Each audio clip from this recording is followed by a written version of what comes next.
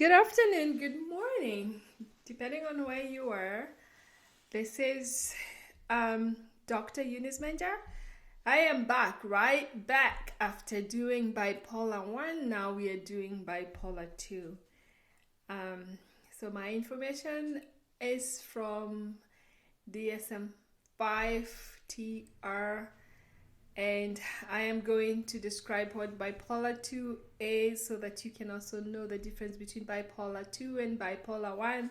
So bipolar 1 is a mood disorder, which is characterized by recurrent episodes of major depression and hypomania.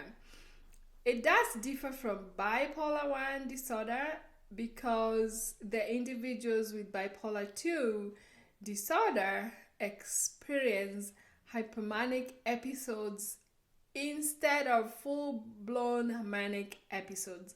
So understanding the symptoms, cause, and treatment of bipolar 2 disorder is very, very crucial if you are definitely working in this field, mental health, or just medical, working with maybe a family member that might have these symptoms, and also maybe for your exam. So remember that my videos are not diagnostic, they're just educational. So let's look at the first symptoms that we're gonna know if somebody is displaying bipolar 2 disorder characteristics.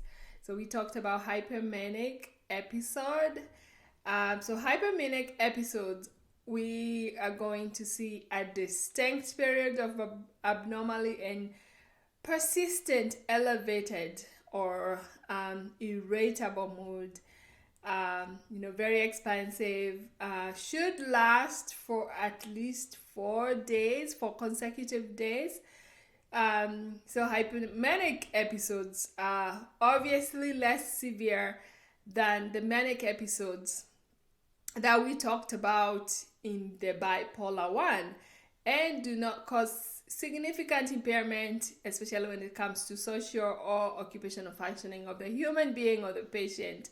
So someone that is experiencing hypomanic episodes, they might feel unusually energetic, productive, euphoric, just the extreme joy, happiness. They engage in excessive goal-oriented or directed activities, but still able to maintain their daily responsibility. So it might not impact functionality, just like bipolar 1. So bipolar 1 is less severe. So the other part is a major depressive episode. So major depressive episodes will involve a period of at least 2 weeks or 14 days, showing persistent depressed mood or loss of interest or pleasure in nearly every all activities, of course, along with symptoms such as changes in sleep, appetite, feeling fatigued, or feeling worthlessness. Or someone who is experiencing the major depressive episode will definitely feel sad, hopeless, and might be lethargic, struggle to find joy in activities they once enjoyed, and may have difficulty concentrating on making decisions.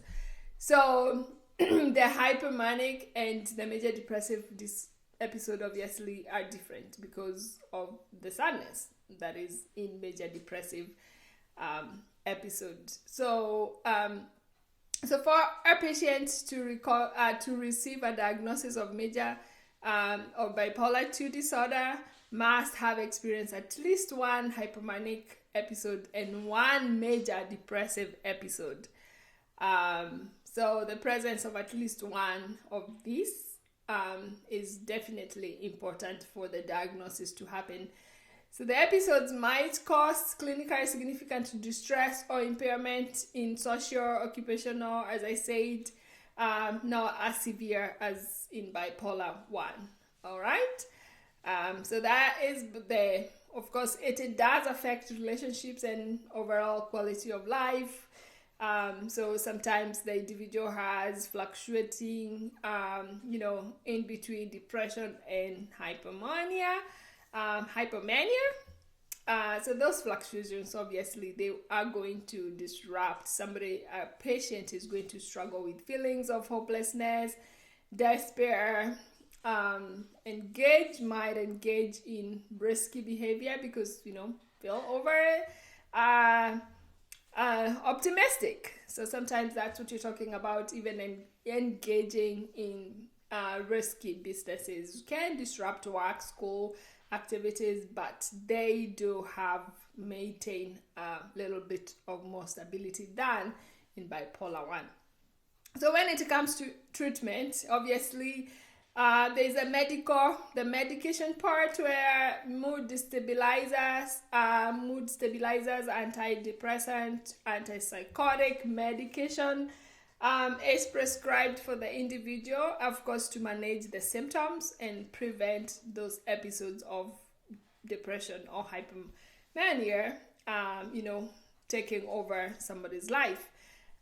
So psychotherapy, that's where the therapist comes in and providing CBT, which is cognitive behavioral therapy, and interpersonal and social rhythm therapy, which is IPSRT, which will help the client or the patient develop coping strategies, be able to regulate their moods and manage stressors as well as triggers.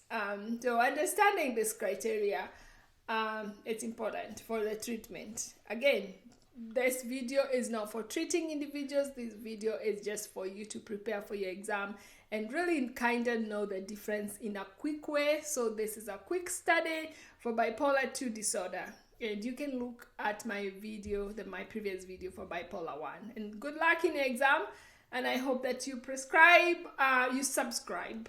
Now that talking about mental health, I'm talking about prescription, I'm talking about subscription.